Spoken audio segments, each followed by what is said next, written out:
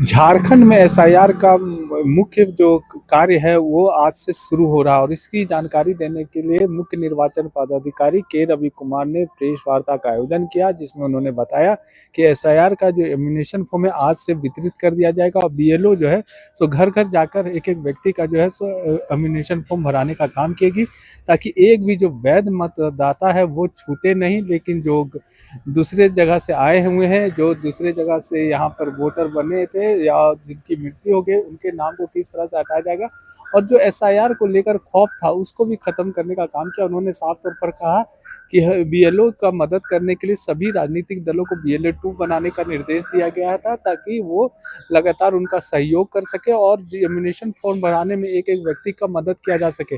जो व्यक्ति झारखंड में रहने वाले हैं लेकिन वो अभी किसी कारण से बाहर गए हैं, तो उन व्हाट्सएप के माध्यम से, ऑनलाइन के माध्यम से भी और डिजिटल सिग्नेचर करने का भी काम कर सकते हैं। मौके पर क्या कुछ कहा गया, आइए आपको सुनाते हैं।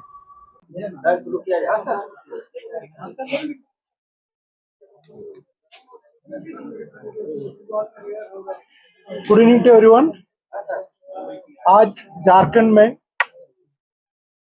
एसआईआर प्रक्रिया शुरू हो गया, मतलब वोटर का साइड पर आज से सभी वोटर का एनुमरेशन होगा।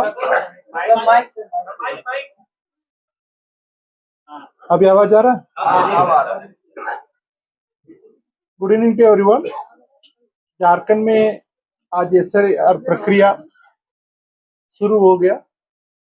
इसी एसआईआर प्रक्रिया में 2,64,63,236 वोटर्स पार्टिसिपेट करेंगे। एक बार नंबर फिर से बोलिए सर। 2,64,63,236 वोटर्स पार्टिसिपेट करेंगे। इसी वोटर का मतलब, ये नंबर मतलब वर्तमान का मतदाता सूची में इतना वोटर है। प्रत्येक वोटर का नाम में 2 एनुमरेशन फॉर्म प्रिंट करके सभी बूथों पर पहुंचा दिया गया। आज उसका प्रक्रिया शुरू हो गया। आज एनुमरेशन प्रोसेस के लिए आज से वो बीएलओ है प्रत्येक वोटर का संपर्क करते हुए अपने एनुमरेशन का काम करेंगे। एनुमरेशन के समय में उनका वोटर का पुराना मतलब प्रीवियस एसआईआर में भारत में कहां पर भी क्या होगा, झारखंड में क्या होगा, उसी का सूचना लिया जाएगी। वो सेल्फ कैटेगरी में इनका उम्र 1 जुलाई 1987 का पहले जन्म हुआ। इसका जन्म 1 जुलाई 1987 से 2/12/2004 के बीच में हुआ। उसमें उनका माता नहीं मतलब पिता का जानकारी लिया जाएगी। इसका जन्म 2/12/2004 का बाद हुआ, वहां पर माता पिता दोनों को भी प्रीवियस एसआईआर में जानकारी लिया जाएगी। किसी वोटर के पास वो उनका माता पिता का मतलब सेल्फ का उनका जानकारी नहीं होगा, मतलब भी उसी का भी एनुमरेशन होगा। मतलब सभी प्रोसेस के कितना भी वोटर है सबको एनुमरेशन प्रोसेस में भाग लेंगे। प्रत्येक वोटर का एनुमरेशन फॉर्म जाएगी, उसका प्रत्येक वोटर का एनुमरेशन फॉर्म वापस आएगी। इसका पहले भी मैं आपका बताया था, उसमें आपका वो 5 अनकलेक्टेबल कैटेगरी है, उसमें उसी का बीएलओ अपने रिपोर्ट के साथ इसी एनुमरेशन फॉर्म का अनकलेक्टेबल एनुमरेशन फॉर्म का भी उनका रिपोर्ट के साथ में कमीशन का वापस करना इसी नेट का माध्यम से। इसलिए एक भी एनुमरेशन फॉर्म छूटने की लिए संभावना नहीं रहती है। किसका अनकलेक्टेबल है उनका भी वापस आना है। उसमें 5 कैटेगरी है। एक ऑलरेडी एनरोल, मतलब उनका पहले एक अधिक जगह पर है, उसका डी बोला जाता है। उसके बाद डेथ है। उसके बाद परमानेंटली शिफ्टेड हुई, अपने जगह से दूसरा जगह पर चले गए उनको। फिर उसके बाद आपका एब्सेंट वोटर है, मतलब अनट्रेसेबल है, उनका बारे में कोई जानकारी नहीं उसका। 5वां कैटेगरी है रेफ्यूज कैटेगरी, साइन कैटेगरी है। उसमें मतलब ये कोई भी भारत का नागरिक था, अभी दूसरा देश में जाके वहां नागरिकता प्राप्त कर लिया, वो भी एनुमरेशन फॉर्म वापस मिलने के समय में वो भी बीएलओ को तुरंत वापस कर देंगे। यहाँ पर झारखंड में कोई भी गलत डिक्लेरेशन देखे, कोई भी दूसरा देश का नागरिक अपने यहाँ पर वोटर लिस्ट में नाम दर्ज कर दिया, तो उनका भी एनुमरेशन फॉर्म आएगी, वो भी बीएलओ को बिना सिग्नेचर करके वापस लौटा देंगे कारण करके। ये 5 कैटेगरी के छोड़कर बाकी सभी वोटर का एनुमरेशन फॉर्म प्राप्त करके उनका ड्राफ्ट रोल में नाम आएगी। कि कोई वोटर आज का डेट में झारखंड में ही बाहर में कुछ काम करने के लिए, पढ़ने के लिए, किसी अन्य कुछ कारण से बाहर होगा, मतलब उनका परिवार का सदस्य कोई उसी फॉर्म का सिग्नेचर कर सकता है तथा उनका माता पिता, दादा दादी, नाना नानी, भाई बहन कोई भी होगा, उन्हीं का जहाँ बिहार पर उनका रिलेशन क्या है वो लिखते हुए उनका सिग्नेचर कर सकते हैं। साथ में ये भी सुविधा है, उनका ऑनलाइन के माध्यम से भी अपने एनुमरेशन फॉर्म का सिग्नेचर कर सकते हैं। मतलब बीएलओ ये भी सुविधा करेंगे, उनका इलेक्ट्रॉनिक मीडियम से उनका भेजवा के उनसे भी वापस लेके उसका भी कर सकते हैं। इसलिए कोई भी वोटर छूटने के लिए संभावना नहीं है।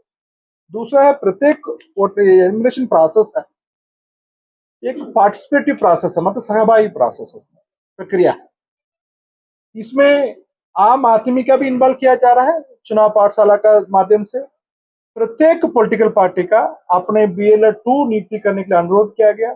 उनसे भी नियुक्ति भी लगभग आपका 74,500 नियुक्ति हो गया, अभी भी सब जगह पर देखने को मिल रहा है उसको। वो भी उनके साथ साथ में रखे, वो भी पार्टिसिपेट करेंगे।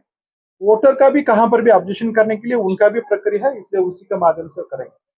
साथ में ये प्रक्रिया वो कंकरेंट ऑडिट की तरफ से माना जाता है, ताकि एक एक फल पर, एक एक स्टेज पर आपका वो पब्लिक का भी पार्टिसिपेशन रहेगी, पॉलिटिकल पार्टी का भी। आज आपका प्रक्रिया शुरू हुई, सभी जगह पर उनका फर्स्ट मीटिंग करके उनका प्रक्रिया शुरू हुई। इसी पूरा काम में आज का डेट में 29,571 BLO है, 571 BLO है, वो अभी काम कर रहा है उसी को। फिर नया रेशनलाइजेशन करके नया बूथ ज्वाइन किया गया, वो भी 2321 बूथ BLO है, वो भी अपने काम में ज्वाइन कर लिया, परंतु उनका ड्राफ्ट नोटिफिकेशन से वो पूरा तरफ से काम में आएंगे। टोटल 31,892 BLO है, इसमें काम करेंगे। 31,892 BLO अभी काम करेंगे उसमें। साथ में उसका अधिक संख्या में BLO-2 है, और भी BLO-2 नियुक्ति कर सकते हैं। सभी पॉलिटिकल पार्टियां अपने प्रत्येक बूथ में एक एक व्यक्ति का नियुक्ति करके काम करा सकते हैं। इसलिए यह प्रक्रिया पारदर्शी करने के लिए सभी तरफ से व्यवस्था किया हुआ है। प्रत्येक फल पर पॉलिटिकल पार्टी के साथ में, मीडिया के साथ में ERO, DO, CO का बैठक करना, आज भी उसके तरफ से मैं आपका कर रहा है, एक एक बिंदु पर होगी, मतलब उसमें मैं आपका जवाब देता। ये नया कुछ वोटर है, वो कुछ कारण से पहले भी अपने आवेदन जमा नहीं किया होगा, मतलब उसका बाद भी कुछ वोटर है आपका 1 अक्टूबर 2024 के बाद अपने 18 उम्र आया होगा, वो भी आवेदन कर सकेंगे। उनका प्रत्येक BLO के पास 30 फॉर्म दिया हुआ है, और भी कहाँ चाहिए हम लोग प्रोवाइड करेंगे। उनका केवल नाम 5 अगस्त के बाद उसका एनरोलमेंट होगी, मतलब उनका डिजिटलाइजेशन काम है 5। अभी तक 82.10% मैपिंग हुई। अभी एनुमरेशन प्रोसेस में भी वो मैपिंग का कुछ का छूट गया, मतलब उसका मैपिंग भी कर सकते हैं। कितना मैपिंग हुआ उसका भी 2 स्टेज का वेरिफिकेशन भी होगा। इसलिए मैपिंग का कुछ जहां पर मैं भी फील्ड में जाकर देखा था, उसमें कुछ जहां पर बाकी है, कुछ जहां पर गलती की, इसलिए 2 स्टेज में वेरिफिकेशन होगा। वो प्रक्रिया शुरू हो गया। कहाँ कुछ गलती से मैपिंग हो गया, मतलब उसका भी उनका करेक्ट करने के लिए अभी है, BLO अपने एनुमरेशन फॉर्म्स नीचे करके देंगे भरने के समय में। फिर उसके बाद उसका 2 स्टेज पर आपका एक BLO सुपरवाइजर का स्टेज में चेक होगा, फिर उसके बाद ERO कौन अप्रूव करवा रहा है उन्हीं का स्टेज में भी, सेकंड स्टेज भी उसका चेक होगा, उनका फिजिकली चेक होगा काम। सर, आज की डेट में अनमैप्ड वोटर्स की संख्या कितनी है, आप नंबर बता दें। ठीक है, अनमैप्ड वोटर में एक में आपका वो क्लियर कट डेटा क्यों नहीं आएगी, उसमें ASDD वोटर भी है। किसी का वो वोटर वो डबल है, उनका अनमैप्ड वोटर की संख्या में काउंट नहीं करना है। किसी का वोटर डेथ हो गया, उनका भी काउंट नहीं करवाना। फिर भी मैं आपका संख्या बता दें, अभी वर्तमान में आपका डेटा में वो मिला के ASDD का वोटर भी मिला के आपका 47 लाख है। फिर भी वो डेटा में आपका absent, shifted, dead, duplicate voter भी इन्वॉल्व है, इसलिए उसी डेटा में आप ज्यादा मीनिंग आज का डेटा में नहीं ले सकते। फिर भी आप मांग रहे हैं, इसलिए मैं आपका दे रहा है। फिर भी आपका वो कंप्लीट कब तक होगा, उसके बाद आपका अनमैप्ड वोटर माइनस ASDD सूची सभी बूथों पर बनेगी, उसके बाद क्लियर होगा किसका मैपिंग। यानी मान के चला जाए कि 43 लाख मतदाता प्रमाण देना होगा। नहीं, उसमें आपका उसी वोटर में एएसडीडी वोटर उसका आदर्श निकल जाएंगे, उनका तो कुछ प्रमाण देने के लिए तो है ही नहीं, उसका तो ऑटोमेटिकली आपके एएसडीडी सूची में हो जाएंगे। फिर उसका बाद क्या वोटर है, उसके बाद आपका 5 अगस्त का ये आंकड़ा फाइनल होगा, इसलिए अभी उसमें कुछ कंक्लूजन में जाना उचित नहीं, इसलिए आपका 5 अगस्त तक उसका इंतजार करना पड़ेगी किसका कागज देना है। उसमें ये भी आप समझ लेना, उसमें किसी का भी अनामलिस है उनका भी कागज देना पड़ता है, केवल अनमैप वोटर्स नहीं उसका, इसलिए वो संख्या अभी वेरिफिकेशन होगा। उसके साथ साथ में अभी हम लोग भी फील्ड में देख रहे हैं, बहुत वोटर का रिकॉर्ड अपने बीडीओ सीओ ऑफिस में भी अवेलेबल है, इसलिए उसका भी वो टैली करके वेरिफिकेशन करेंगे। इसलिए कितना वोटर का अपने पेपर दिखाना होगा वो अभी फाइनल नहीं होगी, वो आपसे 5 अगस्त के बाद पता चल जाएगी। फिर उसके बाद नोटिस करके उन्हीं का क्या अनामली है उसका देख के आपका काम करना। पासपोर्ट वैध नागरिकता प्रमाण पत्र नहीं रहा तो मानेंगे? कमीशन का क्लियर कट इंस्ट्रक्शन है, आपका 11 डॉक्यूमेंट दिया हुआ, उसमें चौथा नंबर में पासपोर्ट है, वो पासपोर्ट किसी का है उसी का वो सपोर्टिंग डॉक्यूमेंट से उनका लिया जाएगी। इंडियन ओवरसीज वर्कर जो होते हैं जी उन लोग के लिए क्या सिस्टम है?